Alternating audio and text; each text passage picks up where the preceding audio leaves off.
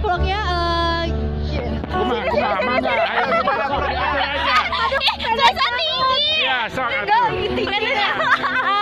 Bagaimana pendapat dokter Oos tentang pencegahan stunting? Ya, pencegahan stunting ini sangat penting ya, terutama di Indonesia di mana kasus angka stunting Indonesia ini masih sangat tinggi, jauh lebih tinggi dari negara-negara tetangga Vietnam, Malaysia dan Thailand.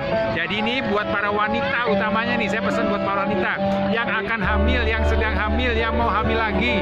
Nah, ini harus jaga betul kesehatan kehamilannya supaya bayi yang dikandungnya bisa sehat, bisa berkualitas baik, bisa menjadi penerus bangsa Indonesia yang berkualitas, yang cerdas, yang lebih sehat dan lebih produktif.